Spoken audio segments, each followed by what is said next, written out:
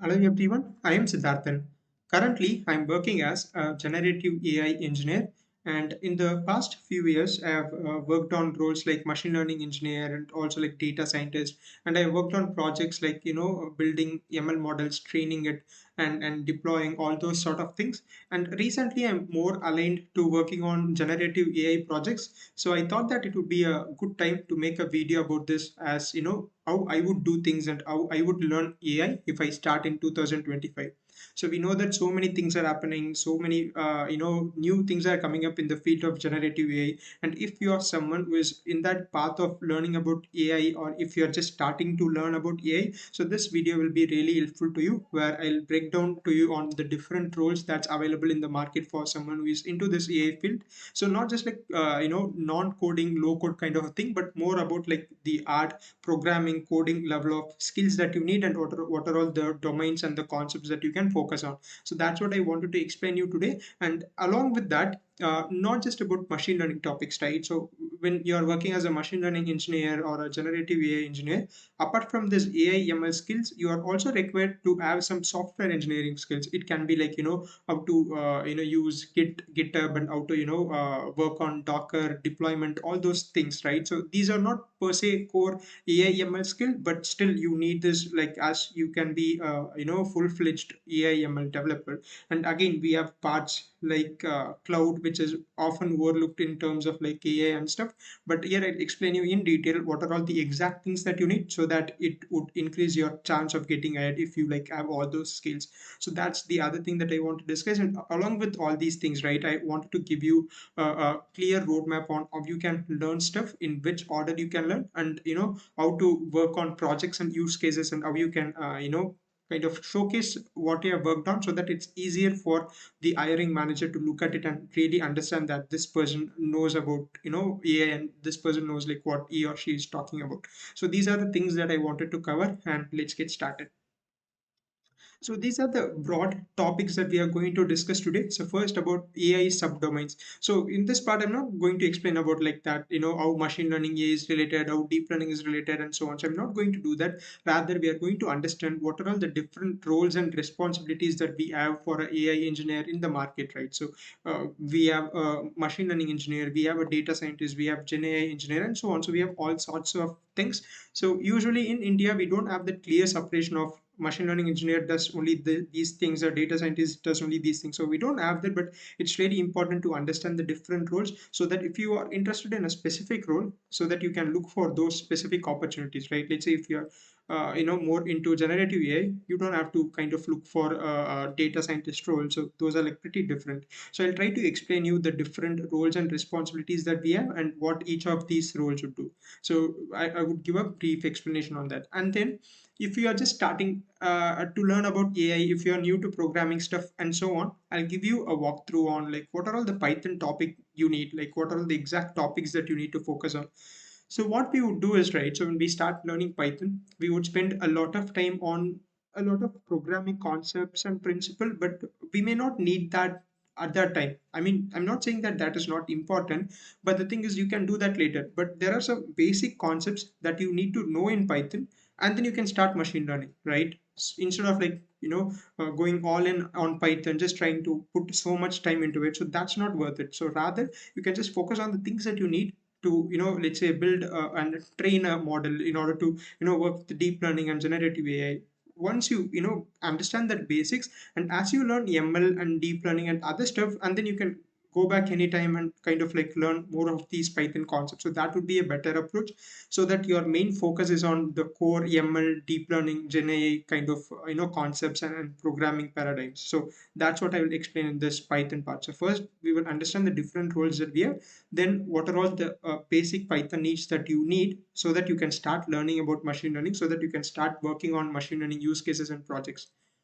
The next aspect that we are going to understand is like when and how to learn machine learning or data science concepts, like to learn about different machine learning models, to learn about, let's say, how to tune those models, evaluate those models, like what is the right time, and when you can start working on the use cases, whether you should completely learn about machine learning, every concepts, math and everything, and then if you have to learn the projects, or is there a better approach to do this? So I'll explain all these aspects in this ML and data science part. And again, we will just like get an overview of like how to learn deep learning, what are all the topics that you can focus on, and mainly like when you want to start generative AI. So we know that this is something that's going very hot, and every company wants to build something on generative AI and try to make use of that. It can be for the clients, they want to build some projects, or it can be that they wanted to build these agents and gen AI programs that can do some tasks that can be useful for their company. So there is like so much interest in gen AI. So I don't have to tell this, you probably know this already, right? So I'll tell you like what is the right time for you to start about generative AI. So I've seen people who's, again, I've worked with, like, they are a bit hesitant on how to start gen AI, and just like feel a bit scared of like how big things are, and so on. But we don't have to kind of worry about that, because it's really easy once you start working on it. So I'll just give you an idea of what's the right time probably to start it, right? So whether you have to complete deep learning before starting generative, or like basically what's the proper order you can follow. And the next two things are like very important, because again, these are like overlooked, right? So we have this MLOps concepts and cloud concepts, and then we have this software skills, which I'll explain later. So often, right, when we are in the initial fresher level of a machine learning engineer, we often don't focus on this deployment part and the cloud aspects. So what we would do is probably build something and try to build everything in Python, build a user interface in Streamlit, and we just like try to create a project with that, right? But you need to have more skills than that in order for you to make a good candidate for a role like a machine learning engineer or a data scientist. So this is like very important to understand like how this MLOps works, and what are all the deployment stuff that you can try, and especially cloud. So companies really want candidates who know cloud, who knows like how to host models in cloud, just to know their way around it. It's not like if you are talking about AWS or Azure, you have to know every single thing, but it's about, for machine learning, what are all the things that you need to learn with cloud, what are all the things that you need to practice. More than learning, it's all about practice and building stuff, building projects on cloud, and having this deployment setup and all those things. So that's very important. So I'll touch base on like I'll kind of touch through all those topics of what are all the MLOps contents that you need, how you can start with cloud, and so on. So when I was learning like a few years back, I had this hesitation on like when we try to do something on cloud, it's going to cost something, and then we probably don't have that much funds to spend on cloud and so on. I had all these thoughts, but later when I started working on this, I realized that it's not that difficult, and it's not like it's not going to be that costly, because the free tier provides you with different benefits that you can use. And even if it's kind of cost something, we can kind of use resources that's going to cost very less. So I'll explain all those things in this part. And finally, this is again a very important skill. Again, this is overlooked. So we don't focus on this when we are learning about machine learning. And I've done this thing like when I started machine learning, I only like learned about these stuffs in the job, right? So when I first started my job, like I wasn't like that much good with all these software skills. Like I was focusing mainly on the machine learning, deep learning, all those stuff, that I didn't focus on these things. But it's really important, and this also gives you a edge in an interview. So think about let's say 10 candidates who are going for an interview for a machine learning engineer, and often, right, so what happens is like people don't focus on these software skills. Like when I say software skills, I'm talking about, let's say, how to maintain your code in GitHub, how to focus on this deployments of Docker. Apart from this, there are also other things, but just for starters, I've mentioned these two things. So what happens is, right, so people want uh, you know candidates that who can do these things as well. Like I know apart from this EAML stuff, they want people who are like good with this as well. So also, if you are coming from a non coding background, if you are from a different engineering or from a different domain, it's going to be difficult to kind of practice those things. When I say difficult, it's not that it's going to be technically difficult, but we don't look at these things because we don't know that we need to learn these things. So that's the problem. So I'll give you a clear list of what are all the other software tools that you can get used to, so that you can be a complete candidate when you go for an interview or when you try a job on this field of AI and ML. So these are the things that we are going to discuss in today's video. So first, let's start with this AI subdomains and try to understand the roles and responsibilities of these different engineers. So let's first start with a ML engineer. So let's understand what a ML engineer does. So ML engineer basically the machine learning engineer. So as a machine learning engineer, you would typically train models, evaluate it, build systems, and maybe try to build a software that's going to solve that problem. So let's say you're creating a machine learning model that's going to predict something. So you are going to train that, you're going to evaluate that, you're going to make that model better, and you're going to create an application that's going to serve that machine learning model. So that's about machine learning engineer.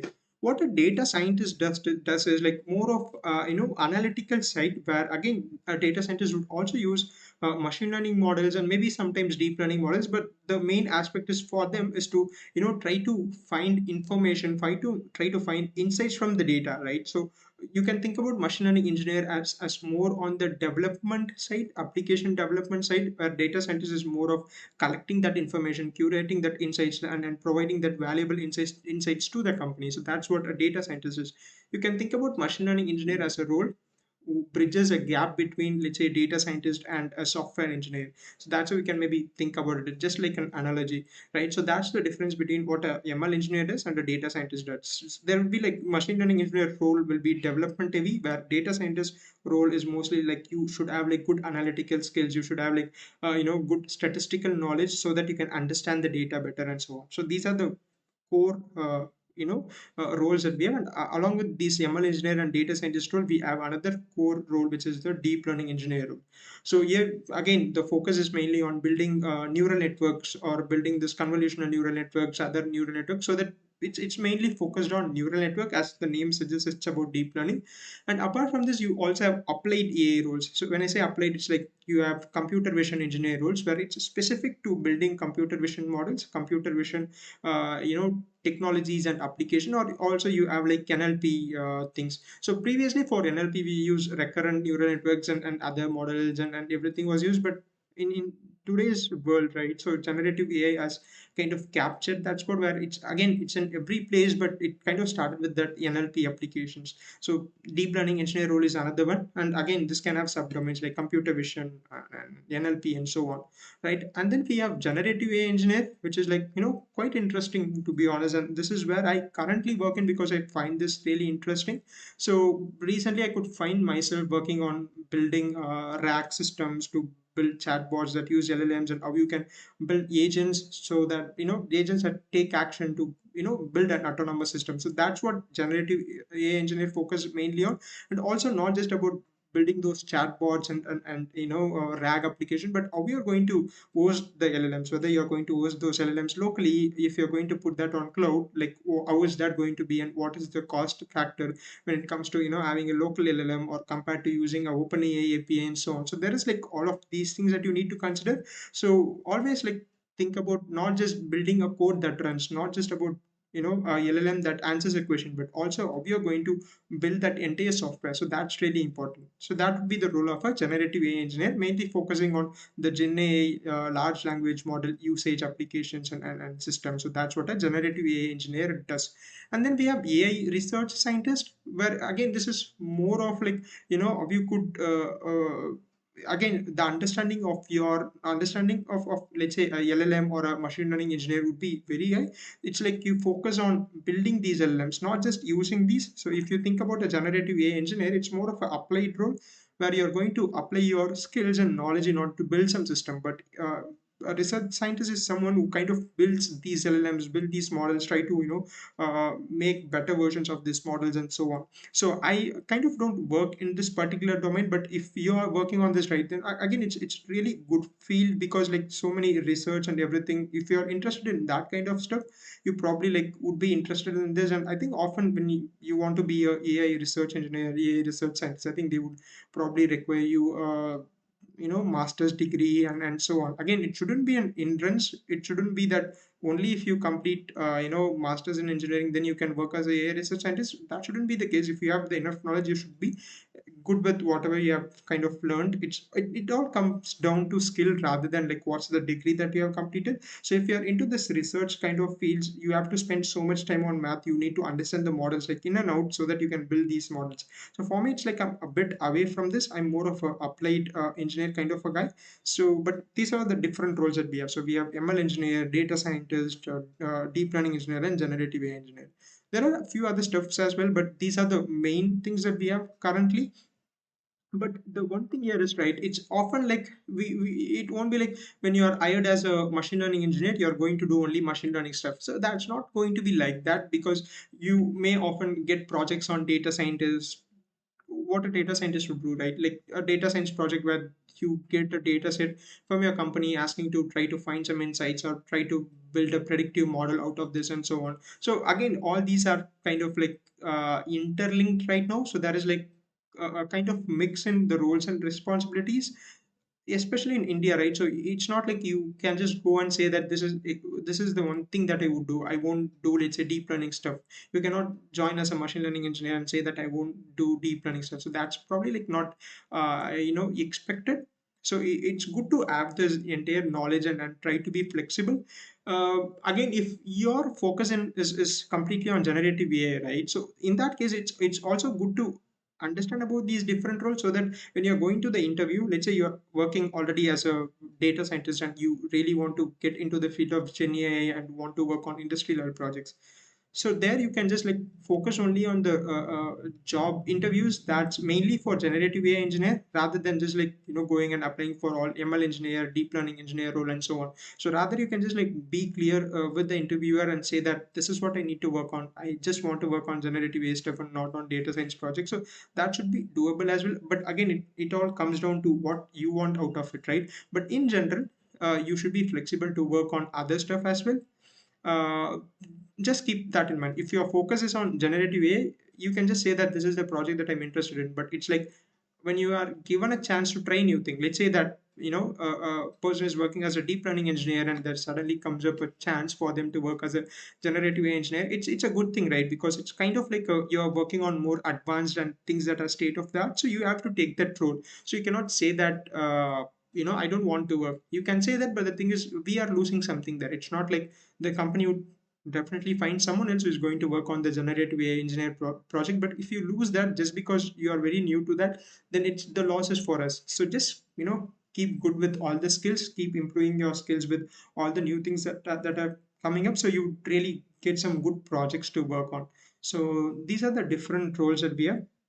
So now let's move on to what to do next. Let's say we understood all these roles and so on, and now there is a person who is like, let's say, new to AI, and they just wanted to learn about AI and they just like start learning about AI stuff. The first thing you would probably do is learn about Python, right? Because every coding and programming that we do currently for building systems in AI is kind of done in Python. So if you are just starting and if you are just like started learning Python, so this slide is for you. But again, if you have already learned Python, just skip through this part of the video, because as you probably already know this. But if you're someone new, or if you're someone who wants to just do a refresh on the Python topics, you can kind of watch this part of the video.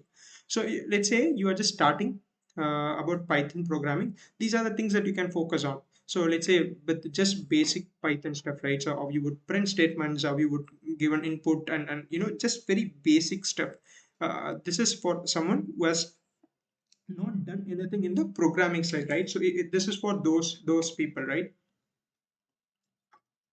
So you can start with those Python basics. So after that, you can focus on the different variables and the data types, like what is an integer, float, string, a boolean, list, a dictionary, tuple, set, and so on. So these are the main data types that we have. So just like trying to manipulate these data sets, work with it, and different things that you can perform on this. So you can focus on those variables and data types, and then you use conditional statements, if else, all those things, and loops, for loop, while loop, how to use a break and continue statements and so on, and functions and class. So these are all the base programming knowledge that you have, that you need, and the base programming skills that you need, so that when you learn machine learning, it's sufficient for you, right? So that's the main purpose of this. So you don't have to know the in and outs of Python. If you know it, that then it's great. But if you're just like starting to learn Python, I wouldn't recommend just going all and spending, like, let's say, 3 months, 4 months, 5 months on Python. So that's probably not important because your goal is not to become a Python developer. Your goal is to become a AI engineer, a machine learning engineer, right? So you can just like spend as much things that you need,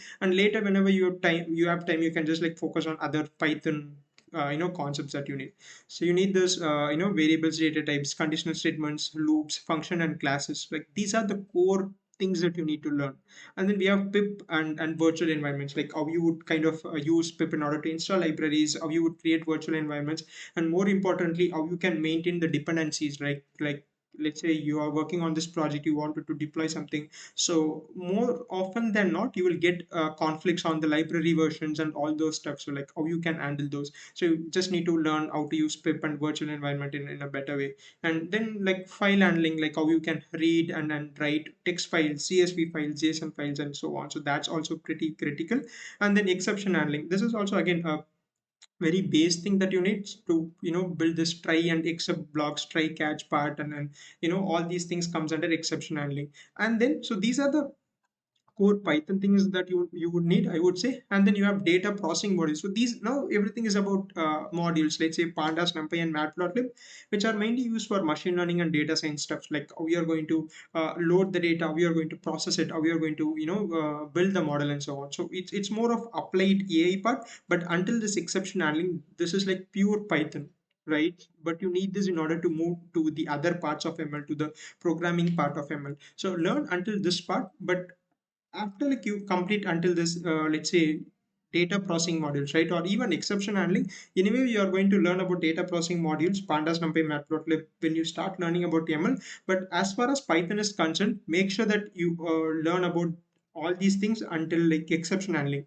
So once you are clear with all these basic programming stuff, then you can move on to the ML concepts. Like spend as much time as you want, but you should be quick to move on to the ML part, and then come back later when you are like comfortable with the machine learning concepts, machine learning, hands-on part, and so on. And again, when you have time, you can learn about object-oriented programming, logging, debugging, and standard Python libraries. Don't get me wrong. I don't say that these are not important. These are really important, but it's not important for you at that point of time. So when you are just starting to learn about AI, you have learned Python until this exception handling. Just move on to move on to the other stuff. And when you're working on projects, when you have time, just focus about like object oriented programming, how to log your uh, code, like log the values, like basically how your code works. So we create logs so that we know what happens in the code, what goes wrong, and how to debug that code, and other standard Python libraries. Like let's say we have several inbuilt libraries like OS to access the files and directories and so on. So similarly there are like several libraries, you need to learn those things. So these are all the Python concepts that you need to know. So now let's understand, let's consider that what are the roles and responsibilities. Like let's say you want to be a generative AI engineer and you have just like started learning about Python, you are done with Python. So now what you have to learn, like how to learn machine learning, and then when to start deep learning, when to start generative AI, and all those stuff. So this is about that. So once you are clear with the Python basics, now you can start with machine learning. So in machine learning, what you're going to mainly learn is like we have two parts here. One is the conceptual aspects, the other one is the hands-on part. In conceptual aspects, you have things like how does a model work, what is machine learning, what is a supervised learning model, what is an unsupervised learning model. So we have all these concepts, right? And you also have a very important part which is math. So mathematics is very important for machine learning. So that is also there. And there is also hands-on part where you take a data set and you try to build a machine learning system. You When I say machine learning system, it means like you try to uh, you know take a model, take a data set, train it, and try to make some predictions, evaluate the model. So we have like all those things. So you focus on those hands-on parts. So there is this conceptual parts that include understanding what the machine learning model is, what are all the different machine learning models, and the mathematical concepts associated to this. And also you have this use cases that you need to work on. So the best advice that I can give you is, don't wait until you learn everything about machine learning and then start your project. So that won't be the right way. You can learn effectively only when you do stuff, only when you work on use cases and projects. So just get a basic understanding of the machine learning concepts, which is really important. Understand what is supervised learning, what is unsupervised learning. So understand that, understand the basics of the different models that you have. You have logistic regression and other models and so on, right? You have all those things. So get a clear understanding of these models. uh, Start with math, which is again is important. You need a good statistical knowledge, probability knowledge, in order to work on data science projects. And again, you need to learn about the linear algebra, the matrices and vector stuff, in order to understand these models better. So start learning math once you understand the base concepts of machine learning, but right away start with projects. So you can do this together. You can once you understand the math, like machine learning concepts, start learning math to an extent, and just like start projects right away. Even if you don't know something, how to, let's say you don't know how to tune a model, how to improve the performance of a model, you don't have to wait until completing all the concepts and then going on to the project and doing that. So that's not the case. Instead, start a project, start a smaller use case, take a simple data set, try to process that, build a model, evaluate the model. So that is the first step.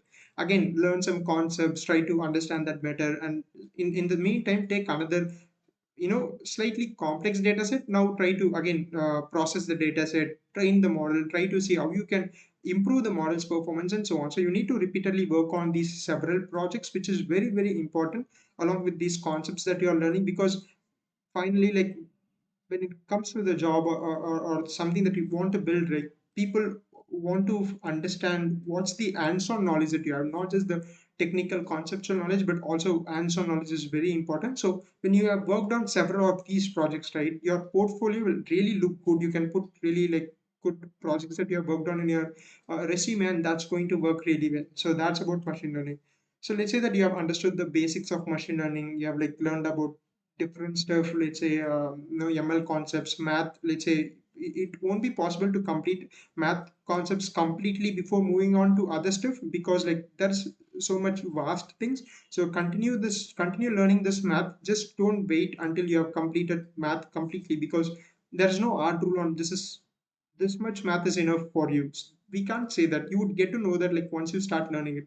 Like, let's say if you are want to become a AI research scientist, you can focus a lot on math. You can like understand it better and so on. But if your focus is only on building the systems, then you probably don't need that much math. Again, don't get me wrong. I'm not saying that it's not important. What I'm saying is, for you to drive a car, you actually don't need to know how a car works, right? How a engine works. You can just understand the basics of this, but your goal is just to drive a car, right? Your goal is not to, fix the car when it is not working. If you're someone who want to fix the car, then you can spend time on understanding the engine, understanding the working of the engine, every little detail there. But if your goal is just to drive it, just focus on how you can drive the car better, right? So similarly, focus on math. That's important. I'm not saying no to that, but your focus is just to build applications and systems out of this, right? So your main focus has to be there. So keep this math part as a continuous process. So instead of saying that I'm going to complete math and then move on to the next part, it's going to be really difficult for you. So just keep learning this math incrementally and then focus on other stuff. So let's say that you are in this space, you have like a good understanding of the concepts, you have worked on multiple machine learning projects. Now like, given a data set, how to kind of handle that, how to build a machine learning model from this and so on. Let's say that you are good until that part. Now you can start deep learning. So how to use neural network, how to work on, let's say, computer vision projects, how to work on like NLP projects, the recurrent neural networks, and how you can use neural networks to build recommendation systems. You can just like start right away. So you can work on this deep learning stuff. Again, deep learning will be really interesting. It's a bit complex, but it's interesting. You can build like amazing stuff with that. Like, again, everything that's kind of today is being considered state of the art uses deep learning, right? Even generative AI, the large language models, or kind of the forms of neural network, that's the base to this, right? So the LLMs use transformers, which is again like the neural network part. So deep learning is kind of a base, even if you want to learn generative AI. And again, I would give the same advice here. If your focus is on generative AI, you cannot wait until you know the every nook and corner of deep learning. Start deep learning, get a good understanding of the neural networks, try to again work on several computer vision, NLP projects and so on. So go as much detail as you want, but don't wait to start generative AI. But let's say deep learning is the stuff that you like. Let's say you really like to build computer vision projects, then you can spend a lot of time there, nothing wrong in that. But if your focus is on generative AI, so just get a good understanding, again work on multiple projects on deep learning stuff, and then you can just like start generative AI. So again, this is a very interesting field. And right now, again, as I said, like this is what I'm mainly working on, so it's easier for me to make videos on this particular topic. So that's why you're not seeing me posting more videos on deep learning. But this is again interesting, and this is the need of the hour. And you find probably like companies that want people to work on the generative AI stuff, but you have to be equipped with that. So if we talk about generative AI, right, so what is that thing that you need? So you need to understand how this large language models work. So first you would focus on the conceptual part of our LLM works, how to use this LLMs and so on. So we have APIs from OpenAI, we have APIs from Google that you can use, or you can understand how to use the local models using Olama, or how you can load models from Hugging Face. You can learn all these basic stuff. And now we go to the application part of, let's say you want to build a chatbot using this large language model. So how to build those chatbots, and then how to build RAG systems, the retrieval augmented generation system, where you are going to ask question from a document. And then we have concepts called as graph drag and so on. And finally, the main thing that's being going, kind of like in a very really good way, is the agent part. So once you have like clear understanding of this, you can start working on how to build agents, right? So when it comes to generative AI, you need to have good understanding of like how to use LangChain or Llama Index. So these are the frameworks kind of acts as orchestrators. So you need to understand that, and again how to use these frameworks to build these agents. Agents are nothing but the autonomous systems that can understand the user's query, and it can like perform a task, like those are about agents. And that's like being something that's looked upon in a really good way in the industry. And again, as I said, people are trying to build the agentic stuffs and trying to find customers for which they can build this stuff. So Gen AI, you can mainly focus on how to use these LLMs, how to host these LLMs either in cloud or in local, and build these chatbots, RAG applications, graph RAG applications, and mainly agents. And finally, focus on ML ops and cloud. So ML ops, which is again, it's like DevOps for machine learning. So here you try to learn, not just the development of machine learning models, development of machine learning system, but how to deploy this, how to monitor this, and so on. So all these things comes into this. So here you need to understand how to deploy the model, how to containerize the models, and so on. So everything comes in this ML ops part.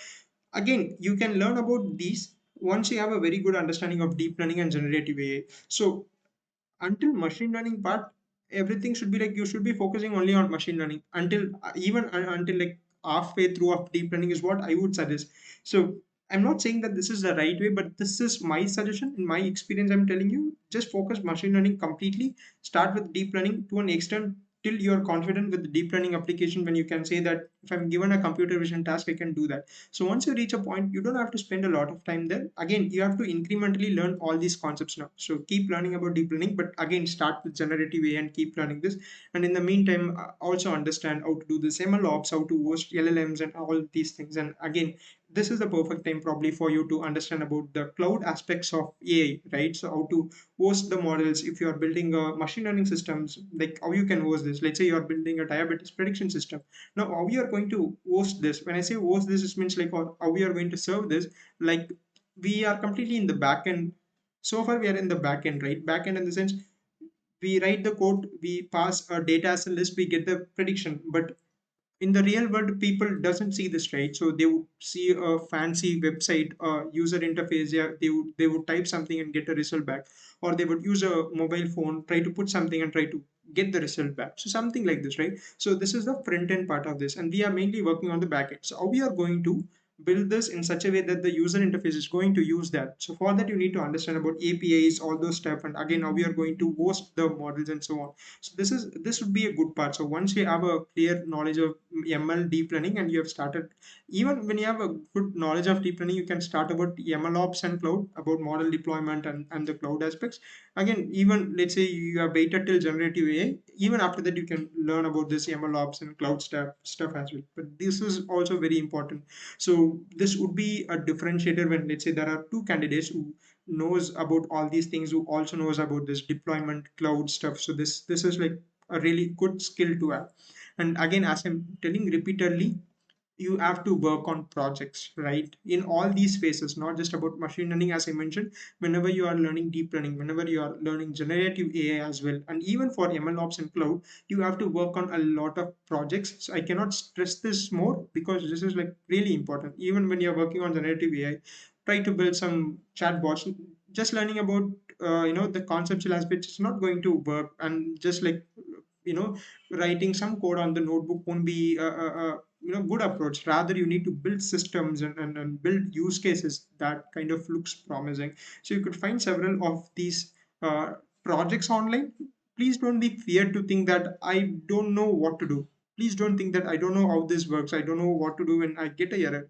We can solve that. It is a process, and we would just like get better. But just starting working on these projects is the big interest. But once you start it, you will find your way through. So it's not like that difficult. So in your journey, the main advice that you I would give is to mainly focus on the projects along with the concepts, so that you can showcase your work, right? Let's say you have learned everything is in your brain, you know how to do all these things.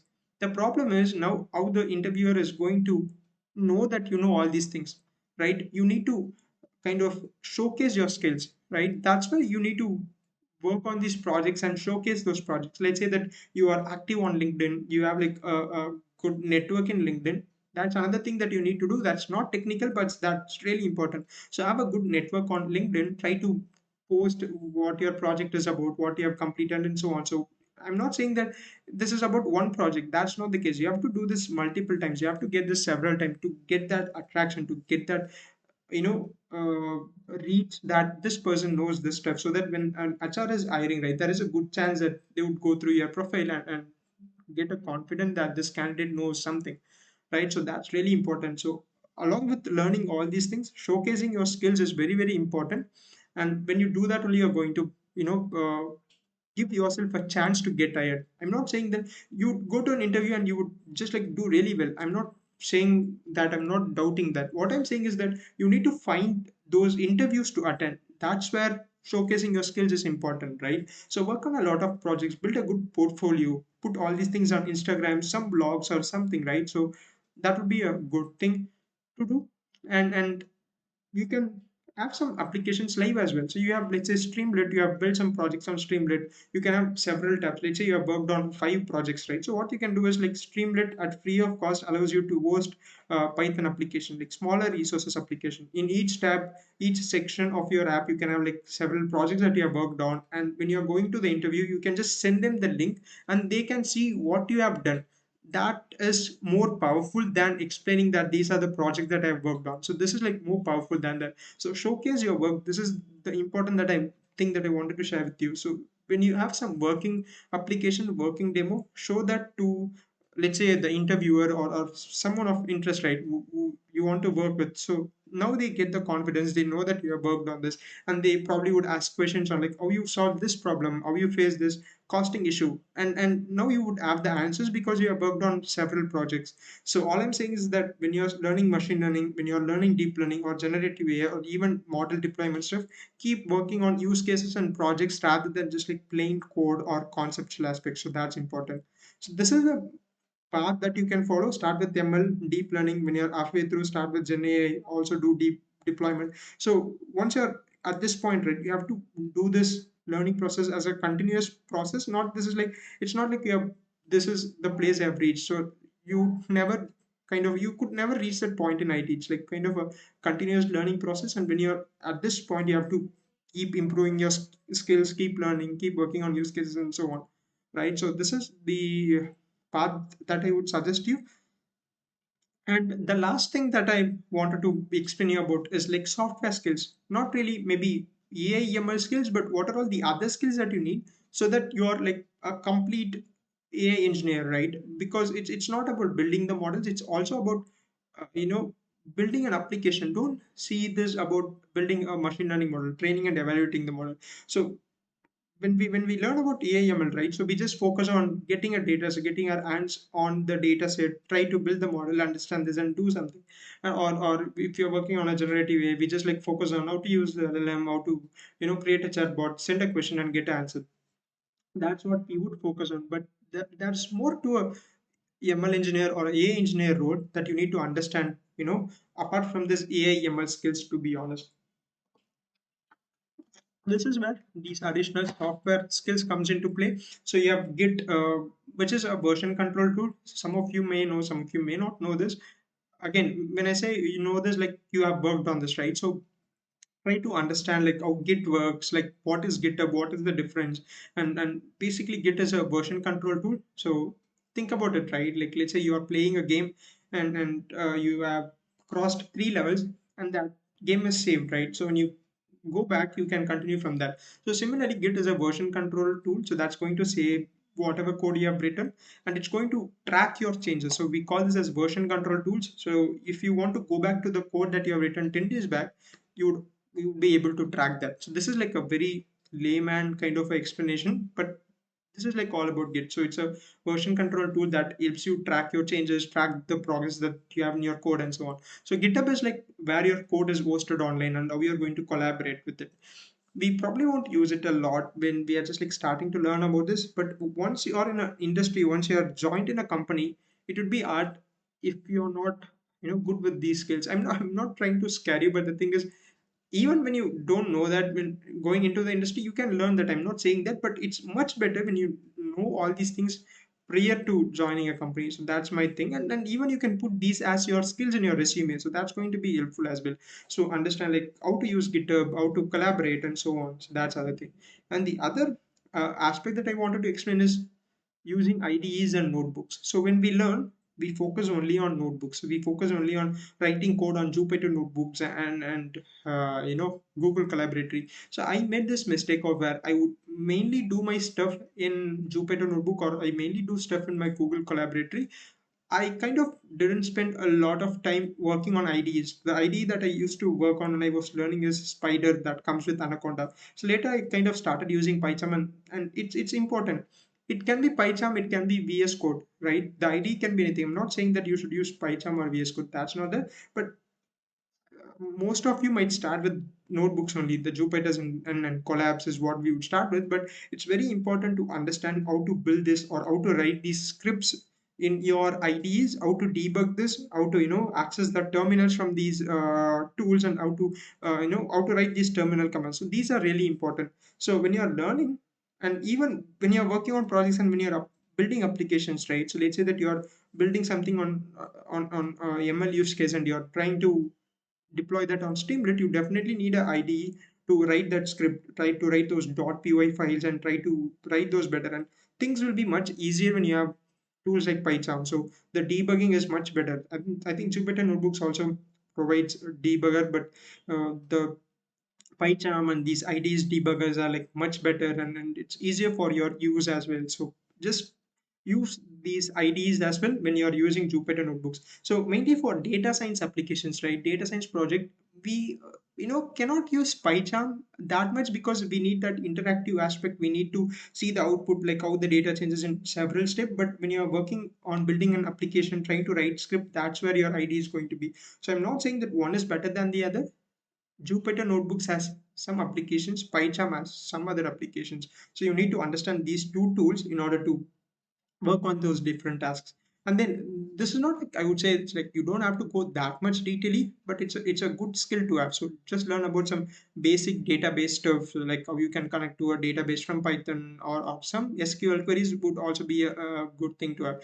Because like when you work on a company's project, it's not like they're going to give you a CSV file or some data dump or something. It's often like you'd be connecting to the client's database, retrieve the data, and so on. So in that case, if you have a good understanding of the database and so on, it's going to be really helpful for you. And I think, I'm not very sure about the current hiring process, but previously how it would be like, if you are joining for a data scientist role, there would be interview questions on databases as well. Not the interviewer's question, but the technical round that you the test that you write would also contain Python questions, as well as like database queries that you need to write.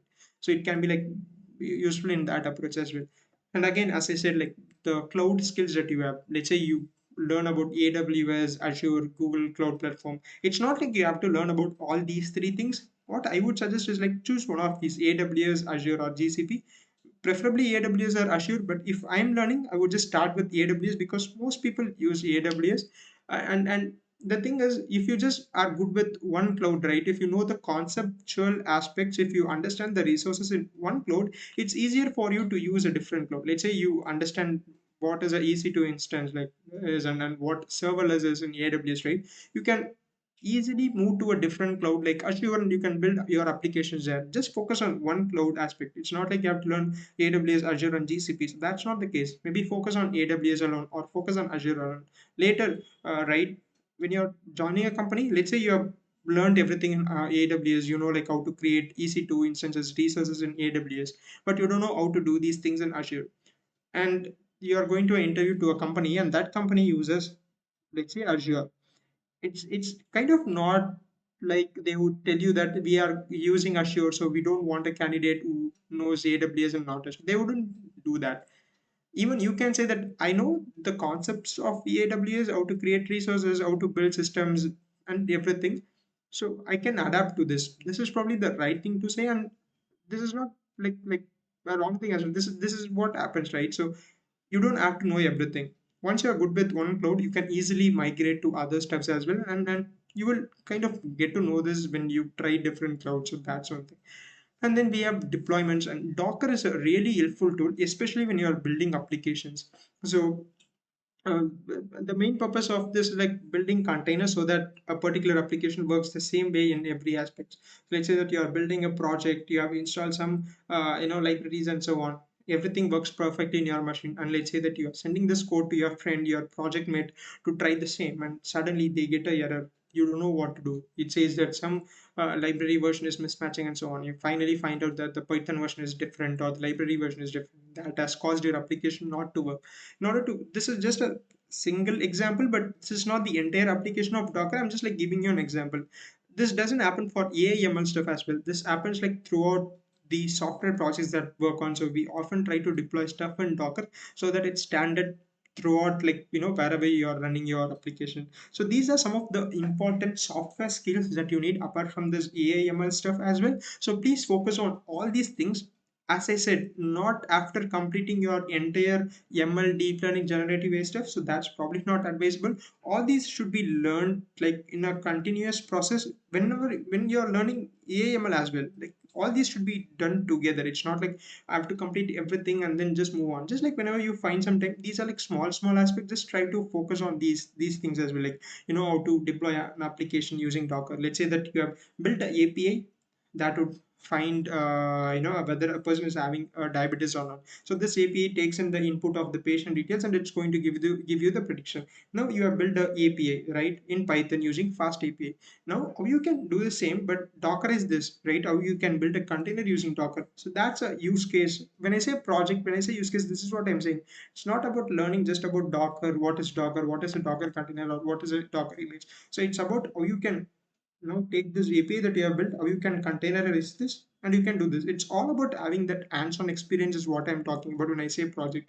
It's not like you have to work on 10 projects. That's not what I'm meaning. So what I'm saying is like it can be the same project. So it can be the same diabetes prediction. Now you understand how to deploy this on cloud.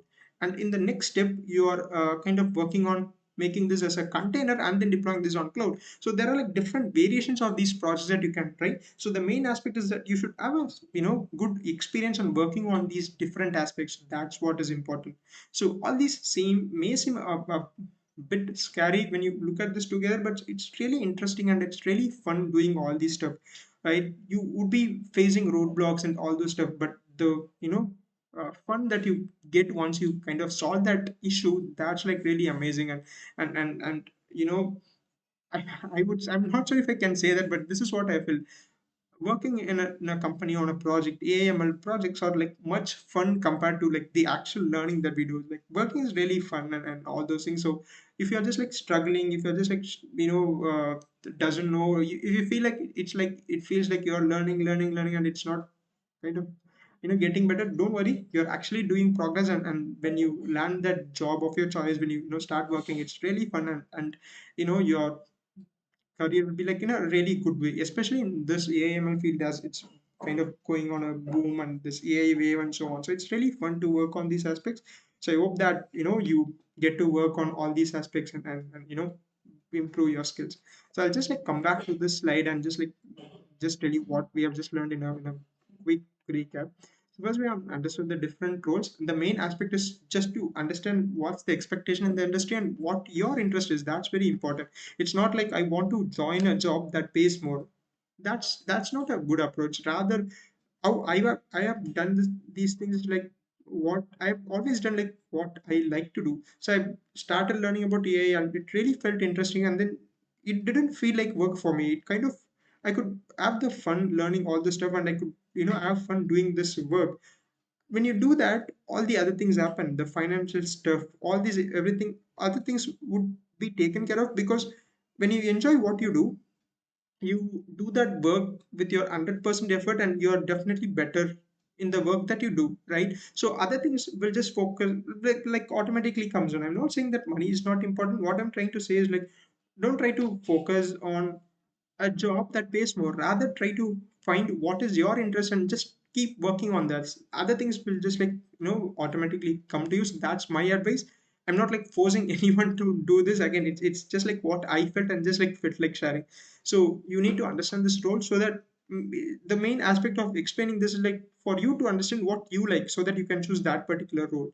And then we have discussed about the Python concepts and things that you need, and then have explained like until which point you have to learn this ML to start projects and so on. And also deep learning, when you can start, like, and at what point we have to move to generative AI stuff, if Gen AI is what you are looking on. Again, in the meantime, as we learn about deep learning, Gen AI, it's a good point in time where you can focus on this model deployments, cloud, other software skills that you need. So these are the things that I wanted to explain to you in this video. So if you are new to my channel, I have already made a detailed course on machine learning. You can watch that, and I'm also making videos on generative AI stuff as well. Please check that out as well. So I hope that this video is helpful to you. So that is all from my side, and I'll see you in the next upload. Thanks for watching.